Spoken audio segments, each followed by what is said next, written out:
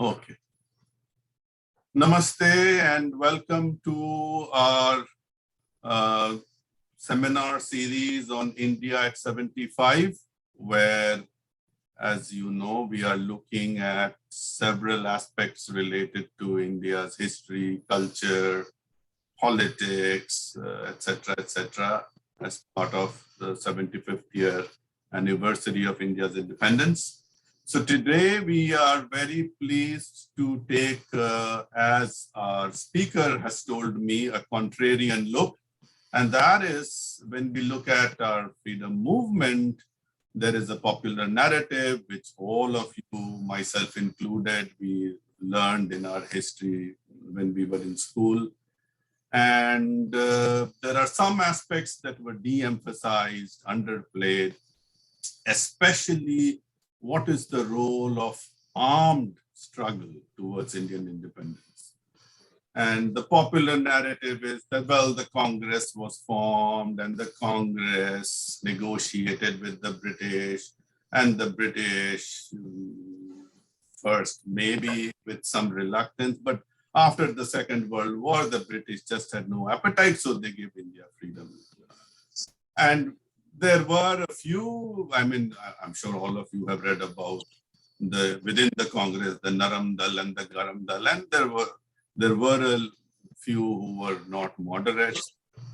The role of armed resistance, at least I didn't know much when I was at school or even much after school. So there are 2 points which I just want to make before I give the floor to the speaker. One is that there are, when you read history of the independence movement, the volumes that came out, they do talk of armed resistance. But the general flavor is that, yeah, there were some people maybe misguided, maybe idealistic, but it was sporadic. It wasn't coordinated at all, and it fizzled out. So I think our speaker will rebut that. And secondly, these groups of armed resistances, the Anushilan Samiti in Bengal, for example, many others. Now, what was their main goal? And their main goal was not just to create one terrorist act here, one terrorist act there. It was to incite, provoke, cajole, whatever you may use, to the Indian army, the British Indian army, so that if they rise in revolt, then it will be unmanageable for the British. So with that background, let me introduce our speaker for today. And I can tell you, you will not find a more qualified and a more passionate speaker for this talk. Uday Kant Jha, he is a faculty in our UMass Dartmouth Charlton College of Business, but his background is very unique. He comes actually from the Indian Air Force. He served in the Indian Air Force for 26 years. And as you read from his short bio, he was involved in the Kargil War. There was an aircraft that was shot down, Indian Air Force aircraft, and Uday and his team, they made sure that sensitive equipment, sensitive information was not available to the other enemy side. So in a daring operation, they did something which you may want to talk to Uday about, for which he was recognized by the government of India with the President's Medal. So he has a military background, but I think more importantly, he has devoted a lot of time to studying this issue and going into historical records and doing very thorough research. So we will have the pleasure of Uday for about 40-45 minutes, after which we will go into Q&A. So before I hand over the floor to Uday, if you could please switch off your microphones. so that we can hear Uday without any disturbance. Over to you, Uday.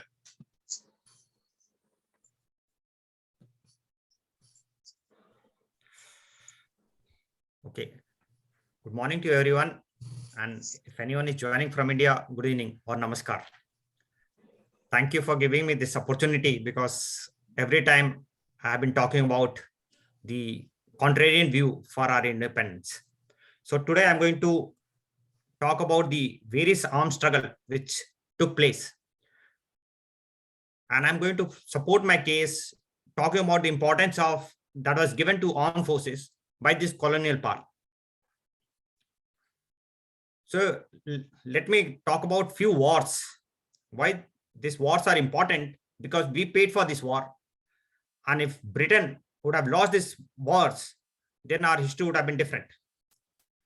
So there was a 7-year war. And in the words of Churchill, this was the First World War, which was fought mainly between Britain and France. But it was fought over all 5 continents populated that time. So at the end of the war, there was something called Treaty of Paris, 1963, in which French and Spain lost a lot of their colonies all over the world. Like French lost a portion of Louisiana to Britain, a lot of colonies in Canada, in Far East.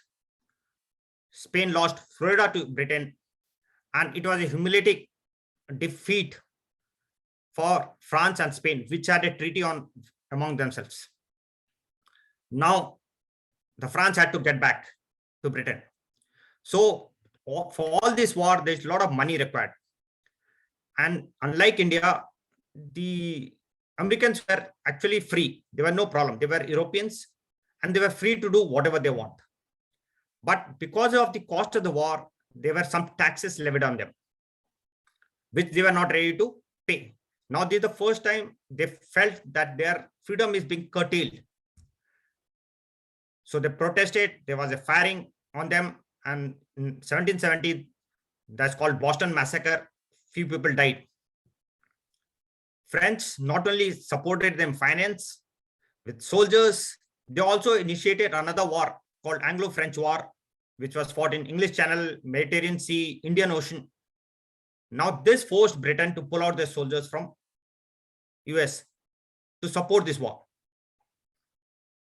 At the end of this war, French did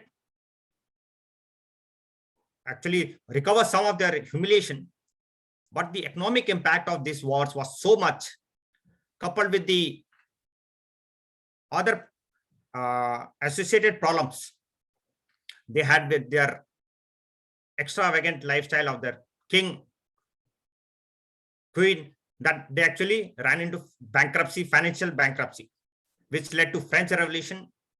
And in order to, the French Revolution was actually quite chaotic. To put an order, Napoleon had to use an iron hand. Again, because of this, Europe was again put into turmoil for next 15 years. Now, at the end of this Napoleon War, he was captured. There was a conference of bureaucrats or diplomats called as Congress of Vienna. The objective was to provide peace in Europe by settling critical issues. They didn't want war. That's what I'm trying to highlight, that they wanted to avoid war at any cost because of the loss of their citizen as well as financial impact. Prince Albert and Queen Victoria went to the extent of marrying all their 9 kids and 42 grandchildren to various kingdoms within Europe with a view that they will not fight among themselves. So what I'm trying to highlight is the Britain were scared of fighting and losing their citizens. And that's why they wanted to put an end to any mutiny that may take place. Now, this European power also had a very bad, or this thing, they used famine and disease to control population so that they don't protest. Wherever European went, they actually used famine and this thing to make sure that they dominate that particular country.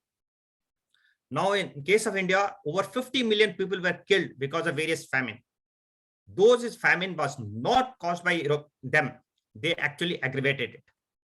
They were firm believer that famine happens because of overpopulation, and the population needs to be regulated so that to avoid future famines.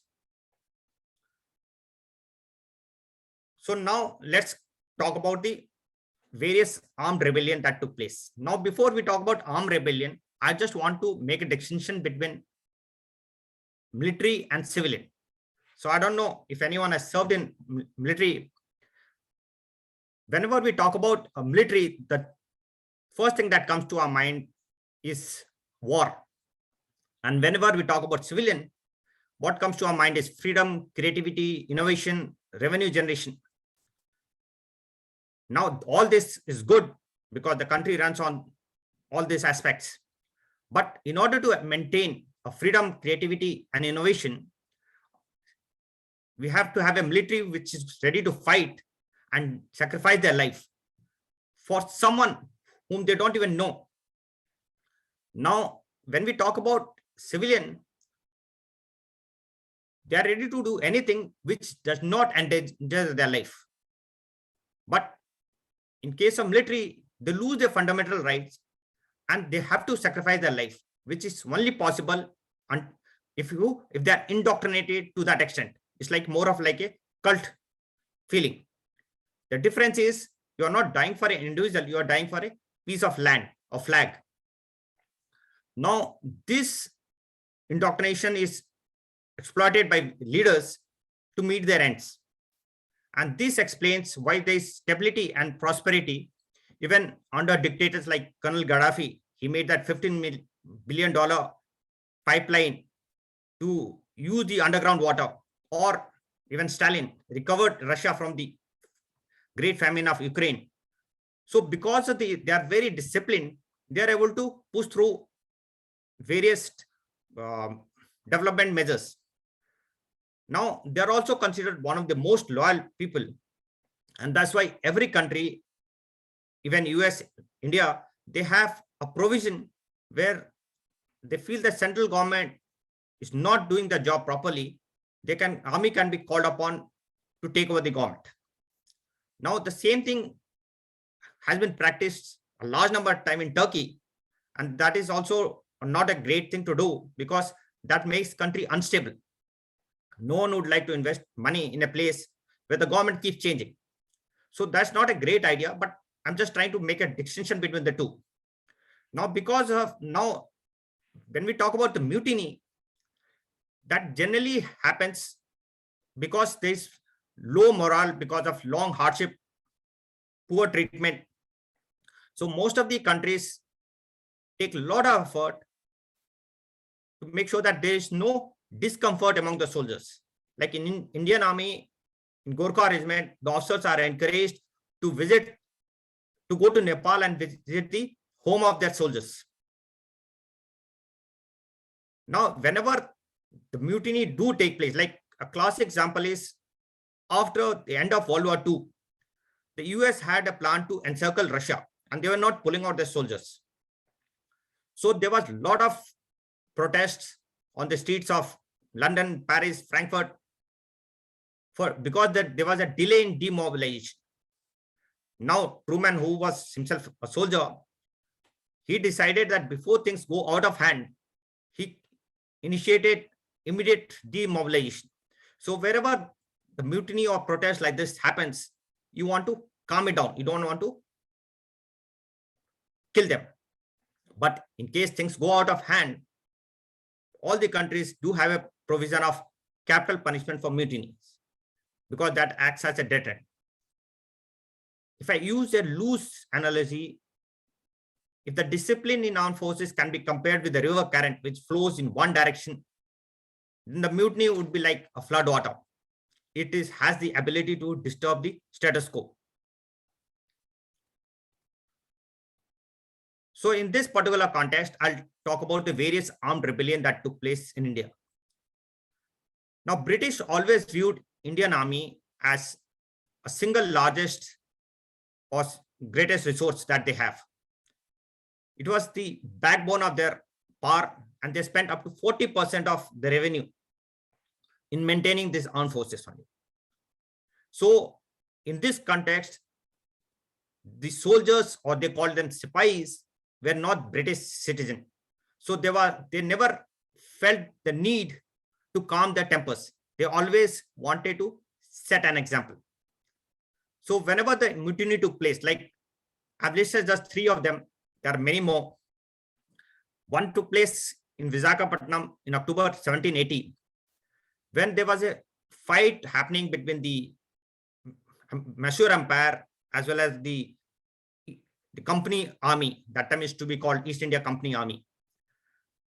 Now, in that particular case, a large number of Muslim soldiers, they were revolted and they started marching towards Mysore. However, they were encircled and they were killed. Most of these killings were happened in public glare, and they were used artillery guns to shatter their body. The another one happened in July 1806 in Vellore.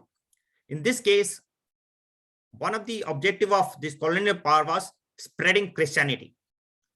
In fact, this was the objective even before the economic reasons. So they wanted to standardize everyone's dress. So Hindus were asked not to display any symbol of Hinduism, no tika, nothing. And Muslims were asked not to keep beard. Now, there was a protest. Again, 350 people were killed. Generally, these actions are swift and disproportionate. So they no trial, within a day or two, they are killed to set an example. The third one happened in November 1824.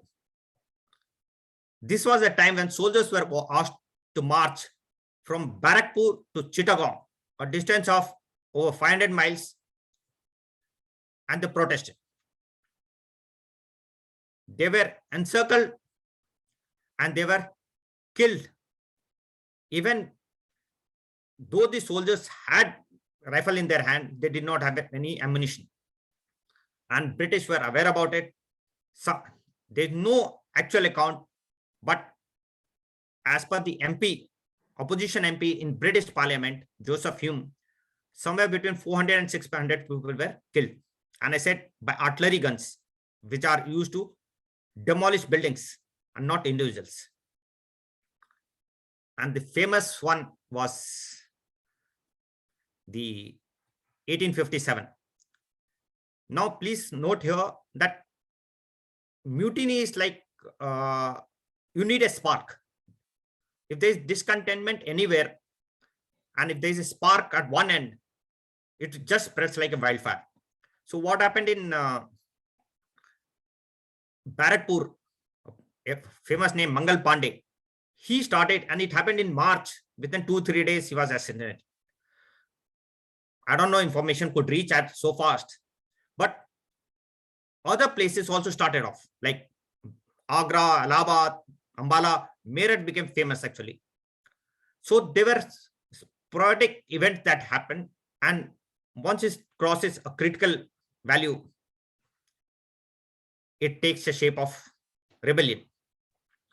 Now, in this case, 54 regular infantry from Bengal, irregular infantry of Awadh, and 10 Bengal light cavalries. Cavalries are on one which are on horses. They protested. Now,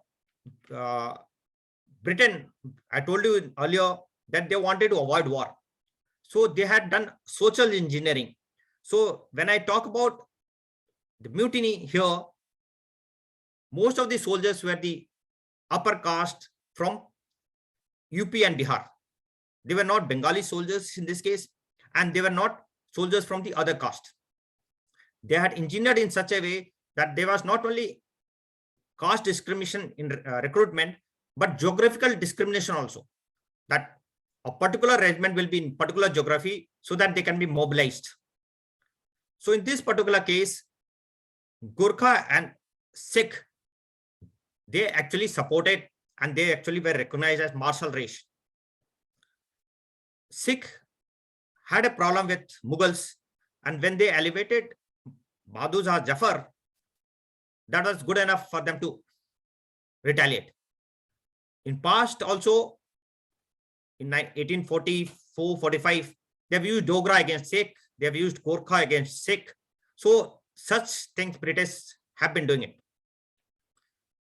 This another reason why this failed was it was not a pan-India movement. It was restricted to now the famous is Hindi heartland. So there was no protest in southern India. There was nothing happening by the Bengalis per se. Punjabis, Sikh, I said, supported the Pathans of northeast frontier. They remained loyal. So it was not difficult for them to suppress this. But it did jolt them a bit. Now, to put the perspective, things in perspective, there were about 3 lakh sepoys, as they were called, 300,000 in army. And the Indian population in 1857 was around 200 million plus. The total Britishers in India at that time was around 50,000. So they used two approach. One is both carrot and stick that we keep talking about. There were a total of 6,000 Europeans killed, which did include kids, children, and as well as ladies. But in retaliation, they killed 8 lakh Indians. The soldiers were actually smothered in front of artillery guns and villages were set on fire. And I said, since a lot of people who initiated the protest were from the region of Awadh, 150,000 or 1.5 lakh people were killed in Awadh itself. But this, I said, this particular rebellion did bring out some changes. Now, though these companies were private, would have seen in each of the previous wars also between France and Britain, they were fully supported by the government. So in this case, they took over direct control from a privately owned East India Company. They enacted a law called Government of India Act 1858. So before that, in 1853, when the Legislative Council was made, it only had British people or British citizens. Now they started nominating Indians in the Legislative Council. Though they were Indians, it was more of a cosmetic purpose than actually any purpose, any real value. The reason here I want to highlight is in 1919, when the Rowlatt Act was being passed, all nominated Indian council members opposed it. Again, still the bill was passed. So they literally had no value. And when to start up with, obviously they had little value. Till such time, they also wanted to enforce Christian values. Like widow remarriage was not because they want to uplift Hindus. It was because it was there in Christianity. They wanted that to happen for Hindus also. I'm not saying it was bad, but the interference had a counter reaction. So they decided to avoid any future religious intervention. They also created barriers between them and the common citizens. They had over 560 princely states who could do anything within their area of jurisdiction till time they pay taxes to the British government, till time they accept their allegiance to the Queen. They are free to do whatever they want. Wherever the princely state was not there, they created Jamandari system. Now, because of this, the common people had grievances against their kings or Jamindars, and British were insulated from direct confrontation with the common citizen. They also did not want to reignite any passion against the British government. So they waited for almost 20 years before declaring Queen Victoria as the Empress of India. So it was only in 1876 by Prime Minister Disraeli that the title was conferred on her. However, they continued development. Their paranoia for mutiny was so strong that they didn't want to take another chance. So they continued developing roads, railway lines, telegraph for quick movement of transport troops from one corner of the country to another corner. They kept pushing the Western education system by abolishing all Indian form of education. But as we say, every action has unintended consequences. So does this particular action had. Now, westernized class system led to the emergence of large middle class educated Indians, which led to the movement of movement by Indian nationalists. The formation of Indian National Congress was also an outcome of these educated middle class. At that time, when it was formed, for next few decades, their objective was limited to have greater political autonomy within the empire. They were never formed for fighting for independence. They just wanted to carve out some autonomy for themselves. There were other names like Sadhguru Ramkrishna Huka. He started Swadeshi movement, but it was not up to 1871 or 72 that it actually gained momentum. He's, I think, the founder of Nirakari Sapsangt. So after that, Swadeshi movement kept coming up every now and then. So whenever they wanted to protest, that was the best rallying point. But it actually gained or reached its peak in August 1905, when the Bengal government decided to partition Bengal, or the Indian government decided to partition Bengal. So when it was announced in December 1903, a big protest started, and under the banner of Swadeshi. This particular movement was supported by Dadabhai Nauroji, Gopal Krishna Gokhale, Lala Rajpat Rai, Bipin Chandra Pal, Bal Gangadhar Tilak, the famous Lal Pal Bal, Arvindo Ghosh. Now this actually converted into pan-India movement.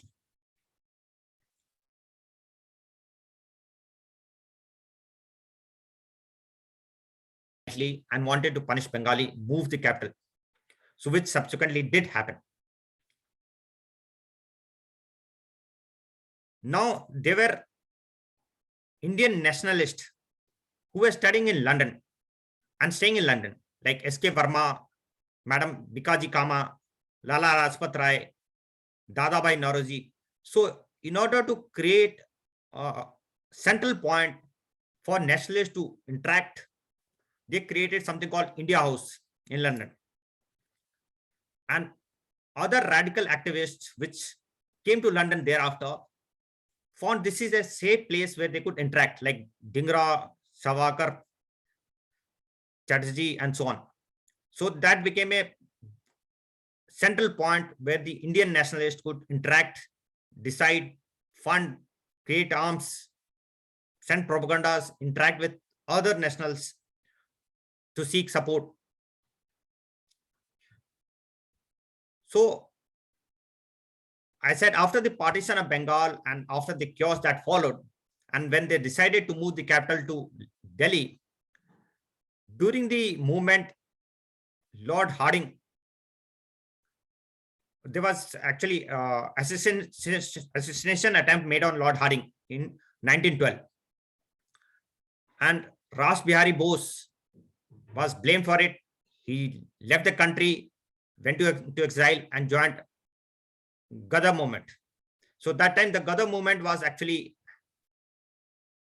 being organized by the Indians staying in the California region or some European countries, including London, Canada. So they were the predominantly Punjabis, and other also joined in later on. Now, They did not have any great strategy. They did not have any means of logistics or coordination, but their aim was to smuggle arms, foment some unrest, and what Sukanyaji was saying, that they're just hoping like hell that in this type of unrest will lead to pan-India armed rebellion. They were also supported by German Foreign Office, German consulate at San Francisco. I said this Gada movement was predominantly from the California region, the Ottoman Turkey, and there was Irish Republican movement. So we'll keep talking about Annie Besant because they were actually trying to coordinate that if India gets freedom, Irish will also get freedom. They were, because of the increased Gadar activity and few attempts of mutiny, one of the famous one being the Singapore mutiny of 1915. Then government, they passed a Defense of India Act 1915. It is the same emergency criminal law. It is the same law which in various form was implemented in 1975 emergency that we talk about. Now under this particular act, and they always called everything was conspiracy. So this Gada movement had that Lahore conspiracy also. So this is different from the Singapore mutiny. And in this case, just in Lahore region itself, 42 people were executed, hanged, 114 got life sentences, and 93 got different terms of punishment. So what I'm trying to highlight is that it did have impact, but did not cross that critical limit. Now, after the war was over, this law was not withdrawn, but modified into something we all know as Rowlatt Act, and it was extended indefinitely. Now, this curtailment of powers, which was there during the war, continued after the war. And the protest of Jallianwala Bagh was in support of this. And this is the same act, I'm saying, when it was being debated in the Legislative Council, all the nominated Indian members actually spoke against us, but it was not factored in.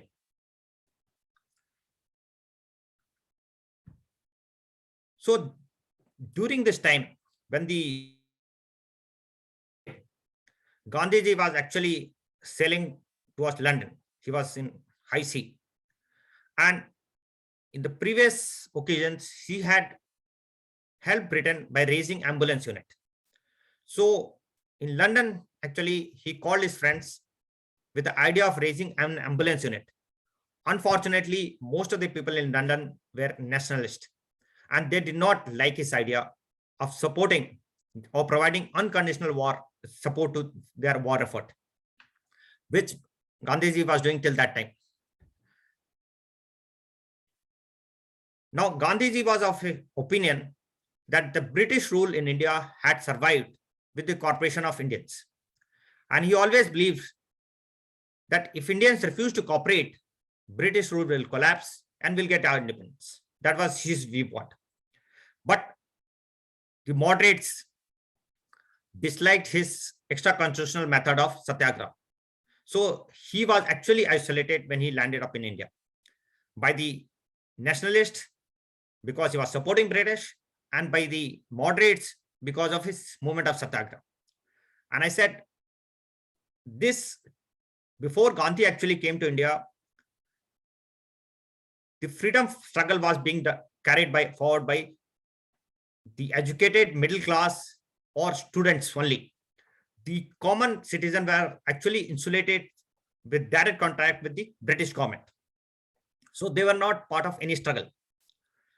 So when the Home Rule legislation took place between 1916 and 1918, and which was supported by Jinnah, Bal Gangadhar Tilak, Satyendranath Bose, and Annie Besant, that I was talking about, the Irish freedom fighter, Gandhi did not take part in this. He actually focused on social reform. He participated in the protest of indigo farmers in Champaran. He shifted his office to Kheda when the famine took place. He supported the protest of textile workers against the mill owners in Ahmedabad.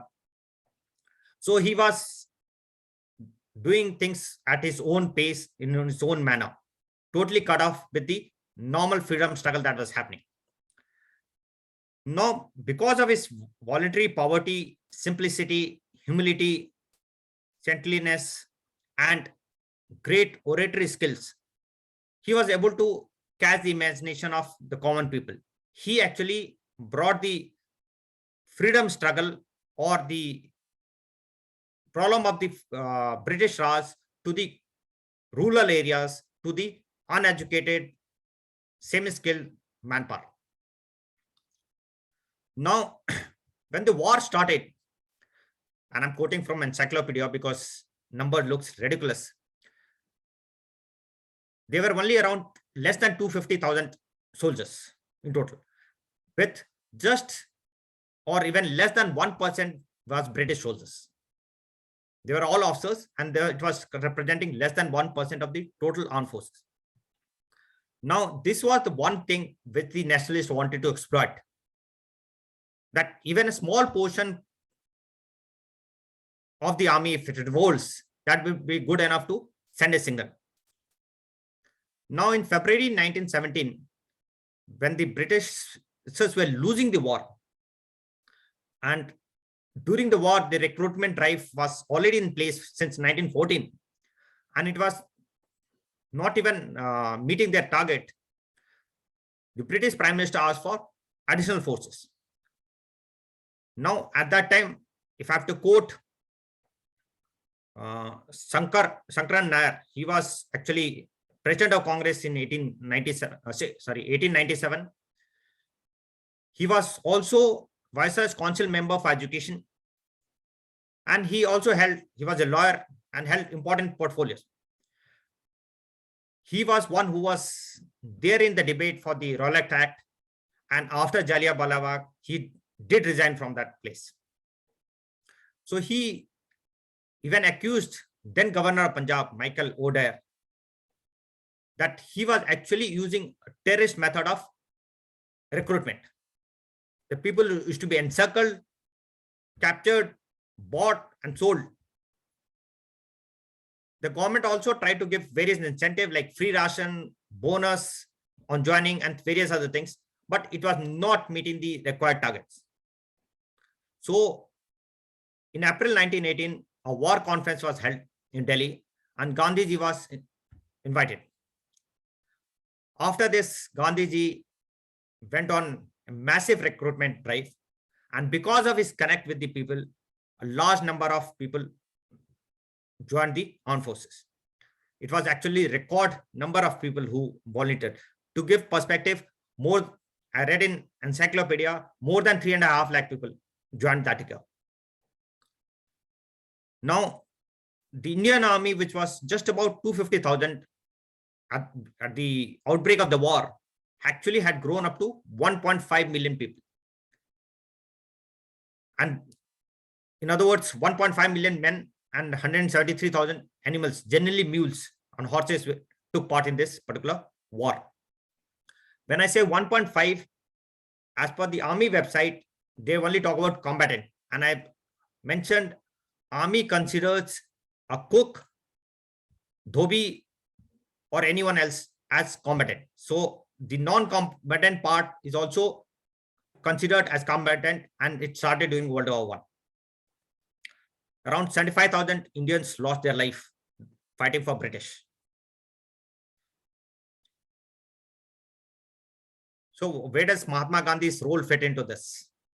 Now, I said Mahatma Gandhi was actually fighting his lone war for freedom.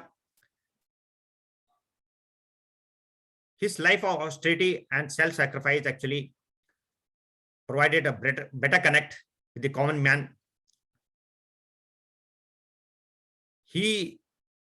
Now Congress wanted him on board. So he was actually in a fact-finding team of Congress regarding Jallianwala Bagh.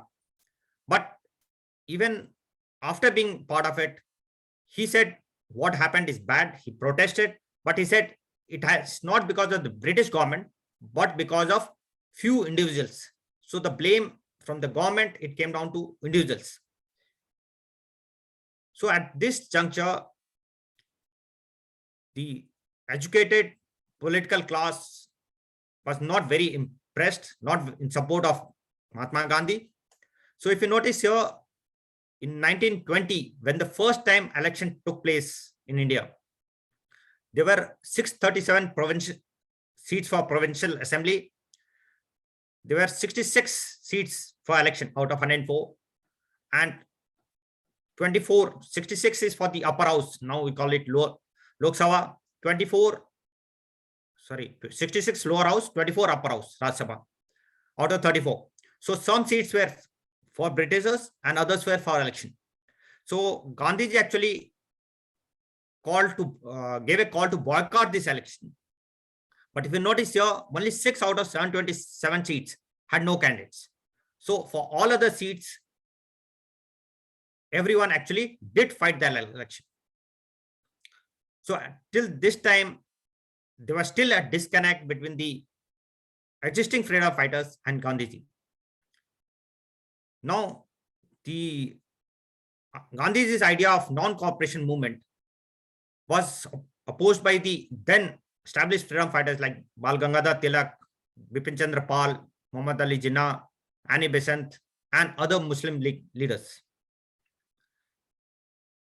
Now, in order to bolster the Hindu-Muslim unity, Gandhiji supported the Swadeshi movement, which was popular till that time, and Khilafat movement. Now, because of this, lot of youngsters and others also started providing support to the movement of Gandhiji. Because of the increased popularity of Gandhiji, finally Congress adopted this non-cooperation movement after initial resistance. Now, this particular movement did shock British, and it increased the number of freedom fighters. Now, these freedom fighters, though they were supporting Gandhiji, were actually youngsters, and they were more of a nationalistic viewpoint. They wanted freedom. They were following Gandhiji, but they were not peaceful.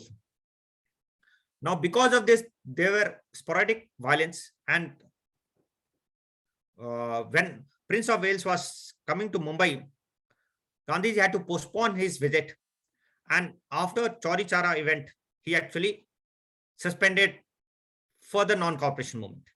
Now, because of this, there was actually split in Congress party. Gandhiji was arrested. He went to jail. And during this time, group like Chittaranjan Das, Motilal Nehru, Subhash Chandra Bose, they formed Swaraj Party in December 22, fought an election in 23, and became the largest party. Now, after 2 years, when Gandhiji was released, he actually, and Chittaranjan Das had died, he joined the people who had left, or you can call it nationalist, with the other group of Vallabhbhai Patel, Rajagopalacharya, and others who wanted to continue with Gandhi's philosophy of non-cooperation program. So in that particular way, he reunited the party. In 1928, when the Simon Commission had come to India, there were a lot of protests, a lot of freedom fighters were arrested. One of the protests in Lahore was led by Lala Rajpat Rai, where he sustained injury and he died. Now, by this time, actually, the stature of Gandhiji was gradually increasing, and so-called nationalists were losing ground. So they actually started focusing on NRAs. Now, after that, few sporadic events did happen, like Bhagat Singh and Azad, they actually shot John Sanders because they felt that they didn't want to kill him. They wanted to kill the SP, but that person got killed. So there were sporadic events that happened. Azad was involved in another train robbery. He was also involved in blasting another train. So like Surya Sen was involved in Chittagong uprising. So they were sporadic event, but not on large scale. Nationalist movement was revived when Subhash Chandra Bose challenged Gandhi by accepting nomination for Congress president, knowing fully well that it will be opposed. Now let's come to Second World War. Now, Second World War, one of the famous thing happened is Dunkin evacuation, and in which the order was to set loose mules and Indians. They were equated. In that particular operation, over a period of 10 days, from May end to June 4th, over 340,000 British, French, and Belgian soldiers were saved. But one of the British Indian Army officer, young officer John Ashton, he tried to save Indians by ignoring this order and taking Indian soldiers up to Duncan Beach. He was actually court-martialed. His son was actually an MP initially of labor and other things. Now, when Subhash Chandra Bose went to Germany, now during I said Gadar movement, other places, and I said during World War I, Germany was helping us. So Germany was one of the places where Gadar movement was actually active. Indians were there. So he formed something called Free Indian Liaison, something similar to Azad Hind Fauj, by taking some 3,000 Indian prisoner of war, some students and some expatriates who were staying in Europe. But these soldiers were being used for non-combatant duty. So Netaji tried to have a meeting with Hitler. He met Hitler, and then he realized that he's not going to help India. He's using them more for propaganda than actually supporting India. So he decided to leave Germany. Now at this time, what had happened is Ras Bihari Bose was actually in Japan. He was coordinating things from Japan. Japan had captured 45,000 Indian POWs just in Singapore itself. So there were a lot of POWs and they were ready to fight. They were, as it is, frustrated. So Captain Mohan Singh, who was made captain temporarily during that time, under his leadership, they formed something called First India National Army. Now, we had Indian Independence League. This was the civilian component, which was being coordinated by Ras Bihari Bose and others. Now, Ras Bihari Bose wanted the soldiers to fight under Japanese, this thing. There was a conflict of interest here. He wanted autonomy, and there was a friction between Captain Mohan Singh and Ras Bihari. And finally, Ras Bihari actually dissolved Azad Hind Fauj, Indian National Army, in December 42.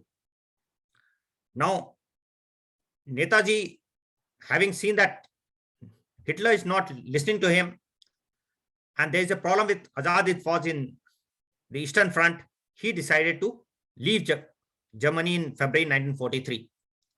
And he reached Singapore only in July 1943. Now, once he reached, he took control of the Indian Independence League, I said, the civilian component, and Indian National Army. Now, because of his dynamic leadership, the number of people who joined these two gradually increased. It peaked up to 350,000 and about 100,000 volunteers joined. Now, there is no literature which talks about the organization and the soldiers or troops who actually joined Azad Hind Fauj. But most of the estimates are around 45,000-50,000 people. Now, on 23rd October 1943, Azad Hind Fauj officially declared war against Britain and US. The two famous battles that we talk about is the Battle of Kohima and Imphal. Now, fighting through the Burma, coming up to Imphal and Kohima, and during this case, 53,000 Japanese and Indian National Army soldiers died or went missing in the battle. On the other side, 16,500 casualties was from the British side. That includes British Indian. So, as you know, that the British was less than 1% or 2%. So most of the people who died were Indians. About 16,000 INA recruits were also captured and they were tried. Now, after the end of the World War, the situation was ideal for independence. Clement Attlee was a member of Simon Commission and he was aware about the other aspects. He became the Prime Minister in 1945 from a Labour Party. Britain by that time had a loan of $21 billion, which was 2% of their GDP. They had also taken loan of 586 million from US. They had line of credit from US of $3.7 billion, which they continued paying up to 31st December 2006. They sold all their islands, Dio Garcia and other places, because they wanted 50 destroyers. So they did not have staging islands en route. UNO was formed in 1945, and one of the principles was to decolonize on the principle of equal rights and self-determination of people, as given in their Article 1(2) of its charter. And the cost of maintaining overseas colony was just untenable. So it was actually appropriate, but unlike conservatives, Labour was actually double-faced. Conservative did not want to give independence, but Labour in opposition wanted to provide independence, and in power, they didn't want to give independence. So after this, if you notice here, there is no talk about the independence. So what is happening here is the Field Marshal Claude Auchinleck, he was the commander-in-chief of the British Indian Army. He wanted to, based on the past experience, the way they have behaved, they wanted to have a public trial of everyone from November 45 to May 1946 to turn the public opinion against INA and prevent further revolts. So in end of 45, 46, they're still talking about preventing revolts. They were not interested in independence. There was one of the first thing that the court martial took place was a joint court martial of Colonel Prem Sehgal, Colonel Gurbakh Singh Dhillon, and Major General Shah Nawaz Khan. Now, ironically, the INA Defense Committee had lawyers like Bhulla Bhai Desai, Asaf Ali, Jawaharlal Nehru, Tej Bahadur Sapru, Kailash Nath Karju. Jawaharlal Nehru became the prime minister, others became governors and judges in the court. They were all on this thing, but the soldiers of INA, whom they were trying to defend, not for money, for their cause, were never inducted into Indian Army. Now, contrary to the view of the British, this move actually backfired. There was mass protest across the country, starting from Lahore to Rawalpindi, Karachi, Madras, Vellore, Salem, and other parts of the country. So the moment trial started in November 45, the protest started. They did manage to suppress it, but again on Netaji's birthday, January 24th, 175,000 textile industrial workers went on strike in Mumbai. Demand was releasing INA prisoners. In January 1946, there was demonstration which actually started at Karachi, but subsequently involved over 50,000 airmen at 60 different Royal Air Force stations in India as well as Ceylon. That time Sri Lanka was called Ceylon. So there was growing resentment between the civilian population, army. Now the last nail in the coffin was Navy. So now on 18th February, the sailors on board that time called as HMIS, Her Majesty Indian Service, Talwar, they declared strike from dawn. Now this protest again, I said, mutinies you need a spark. And if there's a discontentment, it just spreads. So revolt started from Karachi. It's again spread to Madras, Visakhapatnam, Calcutta, Delhi, Cochin, Jamnagar, and even to the shores outside India, like Bahrain and Aden. There were around 70 ships, almost all 70 ships, all seashore establishments, and 30,000 soldiers participated in this revolt. Unlike Jallianwala Bagh, in this case, the army refused to shoot at striking soldiers. In Madras and Pune, the British garrison went on strike. Their only line of communication through Kirki in Pune was also taken over. The Royal Indian Air Force, which had gone on strike just a month back, also joined the strike. The Indian Air Force or Indian officers of Royal Indian Air Force, they refused to ferry British troops to fight naval sailors or bomb the ships. So now it was no more limited to naval mutiny. Started with Navy, but Army and Air Force joined it. Lakhs of workers walked on the streets of Mumbai and other places. So this was actually first true protest in which civilian and armed forces were fighting together.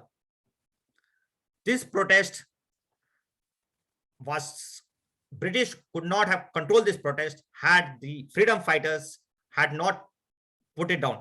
So the freedom fighters were more concerned about the election that was being conducted toward the end of 45 and beginning of 46. So they were worried that the British will take an excuse and cancel the election. There was no talk about independence till this particular date. The strike was actually called off because it was leaderless. They thought that freedom fighter will provide them leader. Mutiny, I said, can disturb the status quo, cannot lead any result. It was only after Netaji came to Singapore, the INA could be reorganized and fight. So in this case, since it was a leaderless mutiny and it was subsided by the Indian freedom fighters, they decided to withdraw. But it had done its job. This is the first time when the Secretary of State for India, Frederick Lawrence, personally led three-man team, and within less than 1 month, he was in Delhi with the cabinet mission. He negotiated, went back on 20th February 1947. The UK Prime Minister Clement Attlee announced that the British government will pull out and give the full government, self-government to India not later than 30th June 1948. So that the deadline was 30th June. And they said the fate of princely state will be decided later. So it was only those area outside the 560 princely states. 21st February, Lord Mountbatten arrived in India. And look how things were deteriorating fast. The British were more worried about getting lynched and wanted to leave the country at the earliest. This had started after the mutiny. Within 100 days, on 3rd June 1947, the British government, what they call it, Mountbatten Plan, they said that India will be partitioned, and now they advanced the date to 15th August. That means if you notice, the notice given was just about 2 months.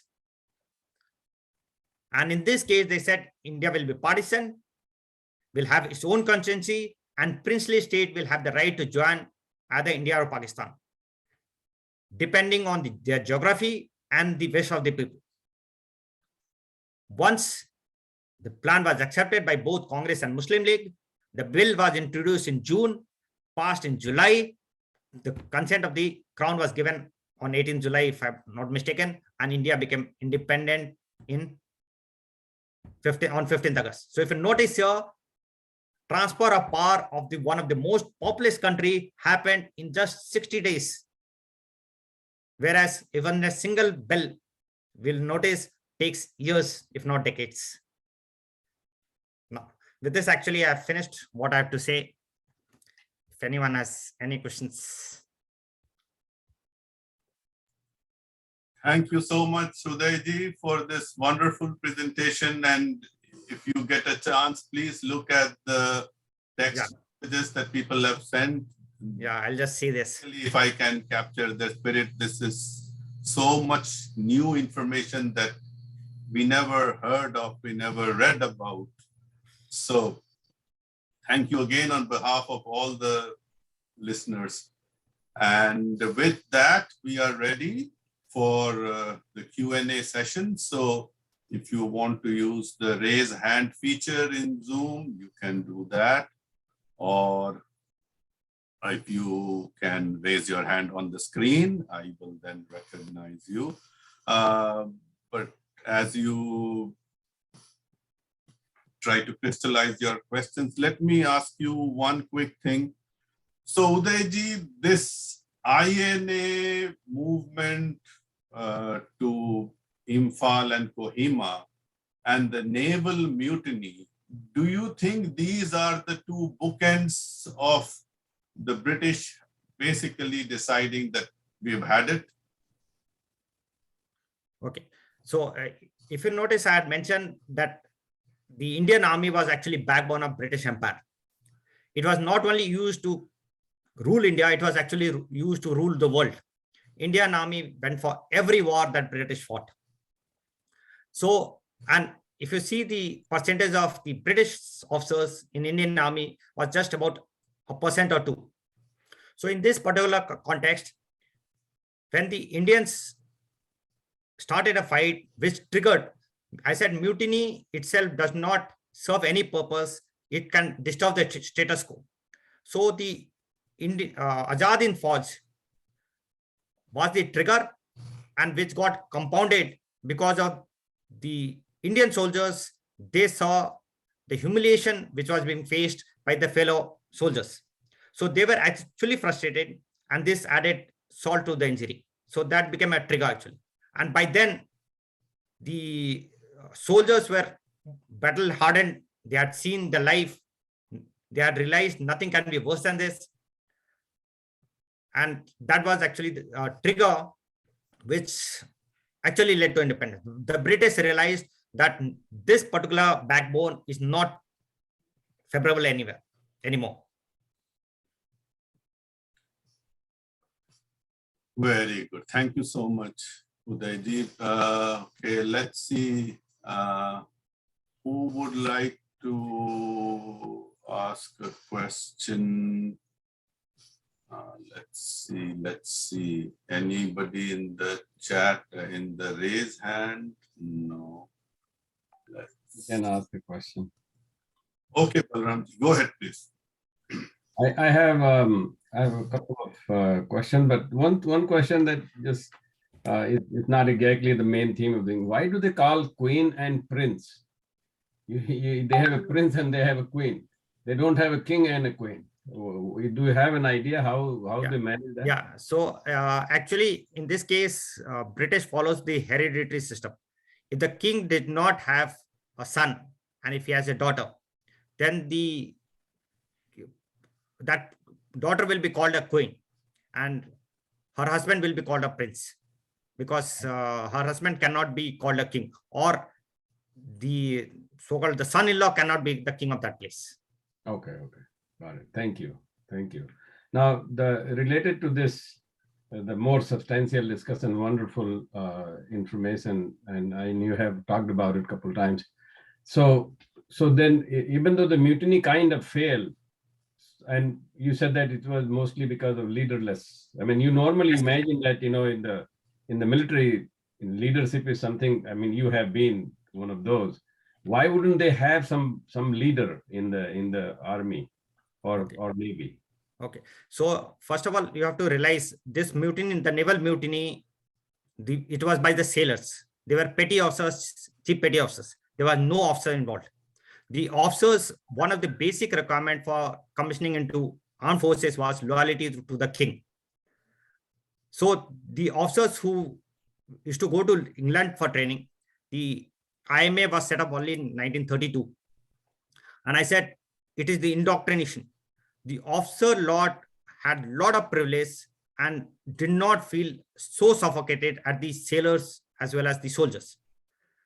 So there was actually a disconnect at that time between the so-called sipais, sailors, and the officers.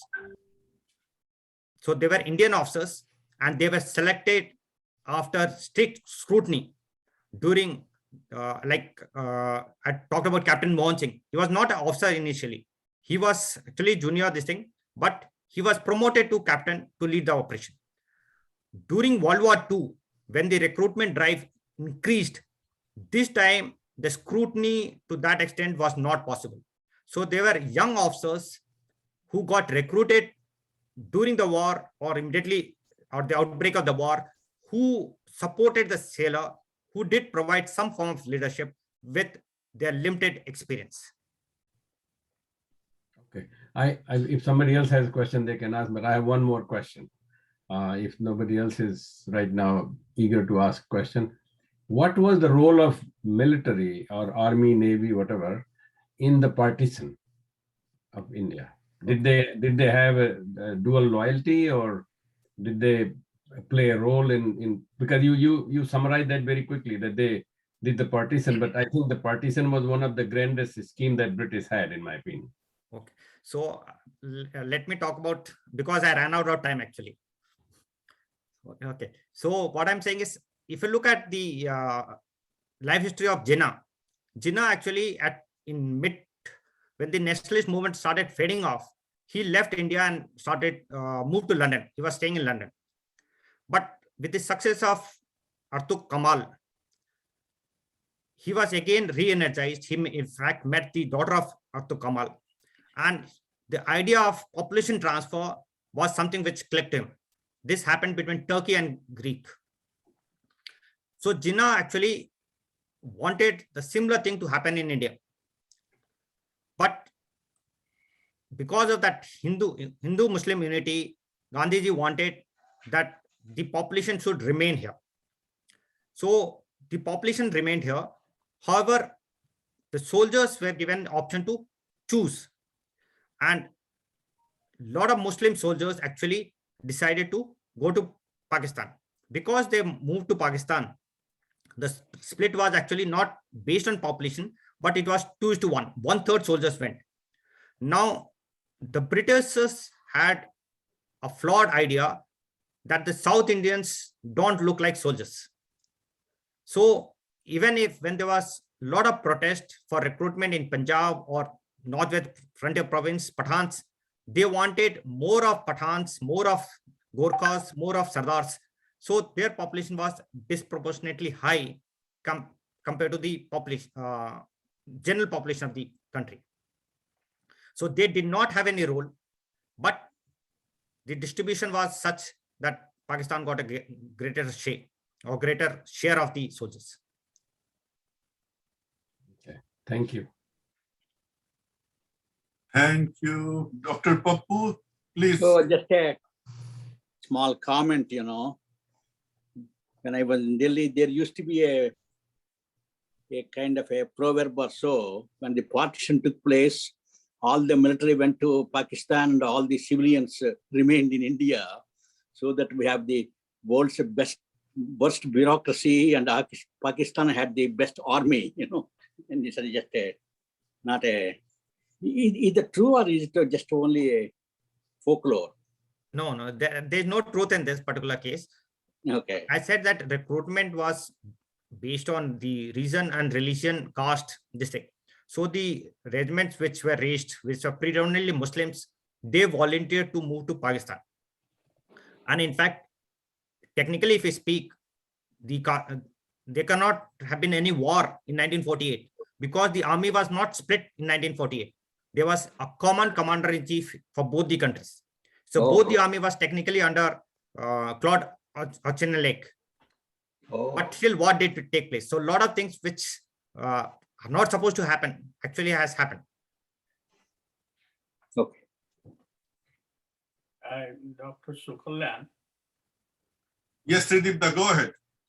Yeah, Dr. Jha, you made a very good presentation. I was amazed at the command that you have of the background of all the mutiny.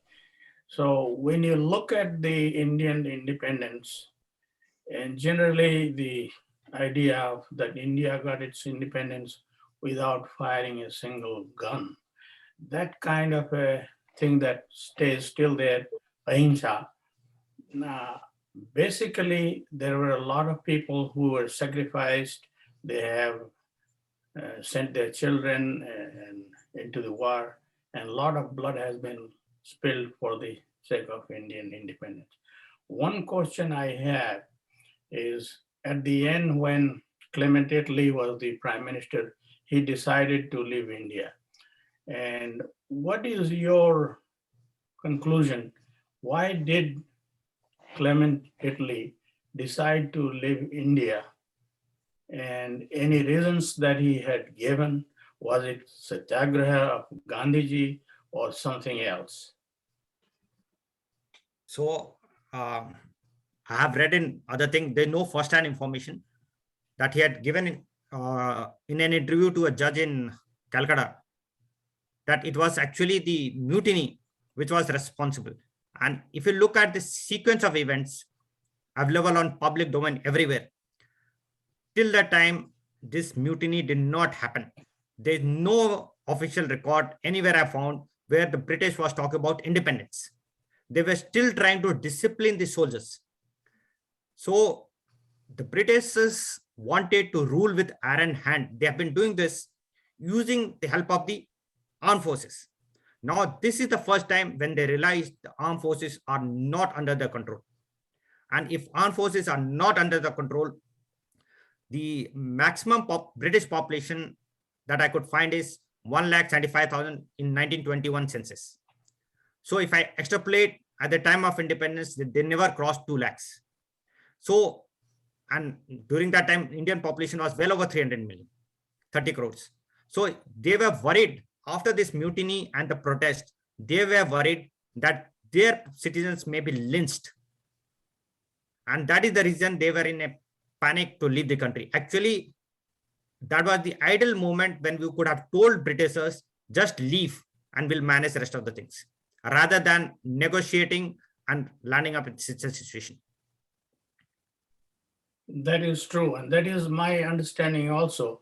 Also, Churchill, who had, lost the election to get Attlee, he was very much against the decision for Clement Attlee to leave India. And he asked, why are you leaving our crown jewel of the British Empire? And at that time, some of the things that you mentioned, that Indians actually were not dependent for their bread on British India, first of all. Britain was in a very big shambles, economic, because of the World War.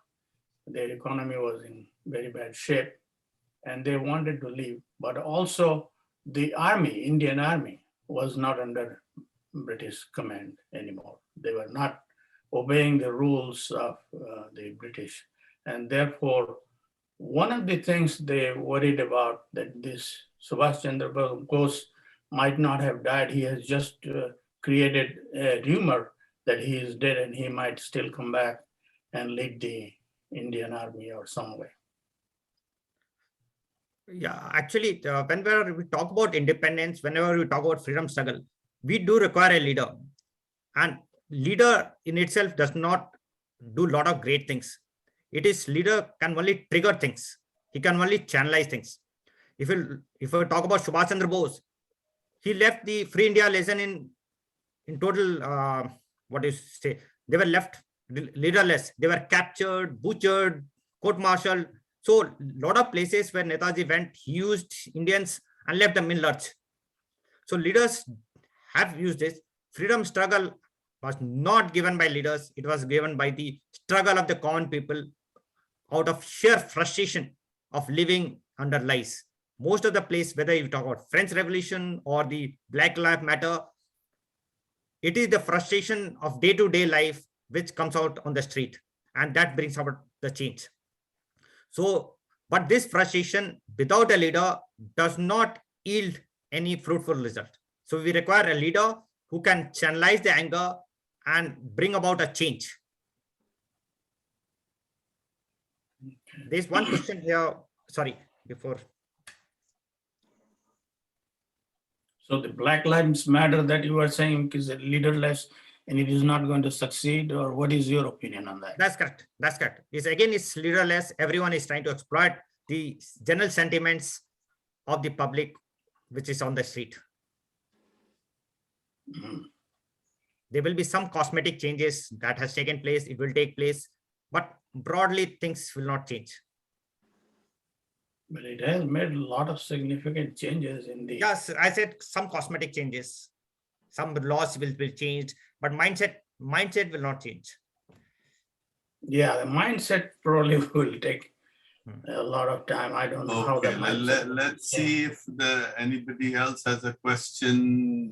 So there is a question in the chat box that why did Gandhiji support British at the beginning of the World War? I don't know which World War is it about. So Anuja, if you could clarify, is it about the First World War or the Second World War?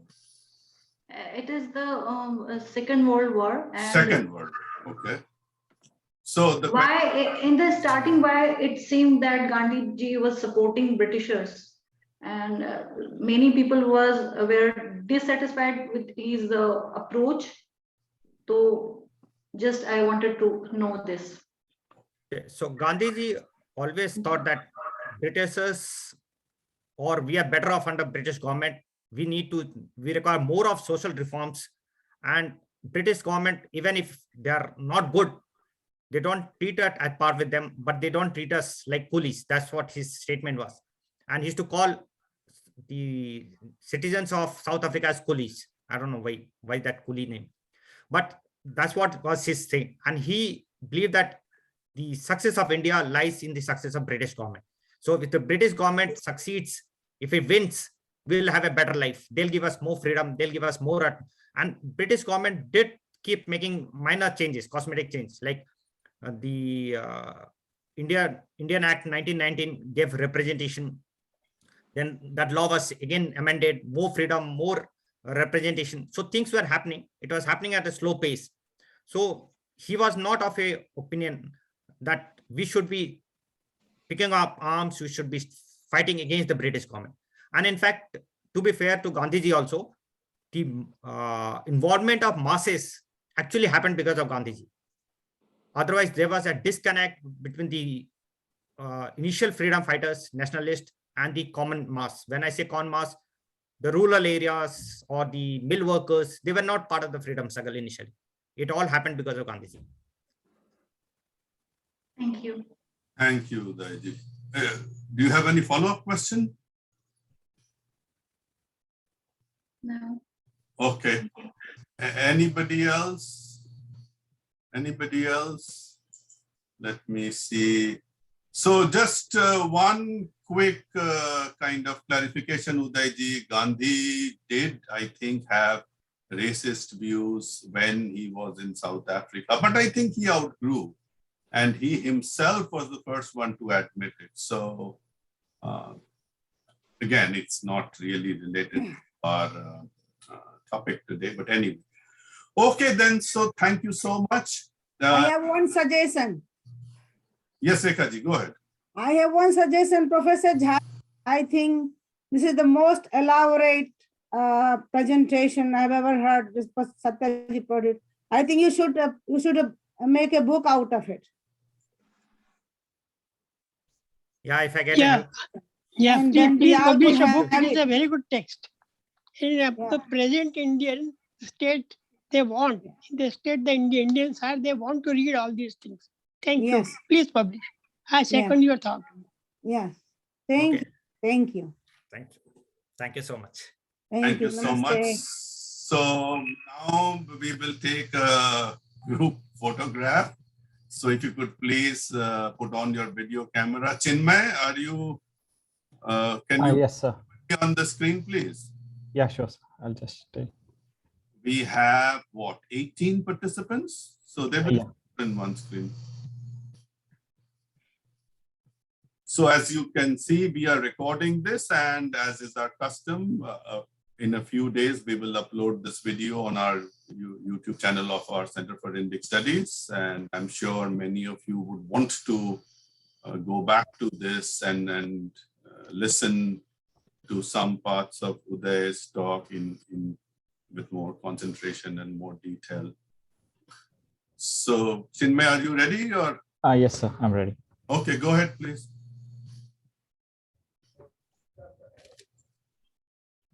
Take two pictures, please. Just sure. yes. Done? Yes, sir. Done. Okay, Chinmay, thank you so much. So thank you again for your participation, wonderful questions and support. And we do not know now when our next seminar would be. It'll be in first week of April to the best of my knowledge right now. It will be from a visiting scholar who's at Pondicherry University. I will, once we finalize the date and the topic, I'll definitely send out an announcement. So with that, namaste. Namaste. Namaste. Thank you very much.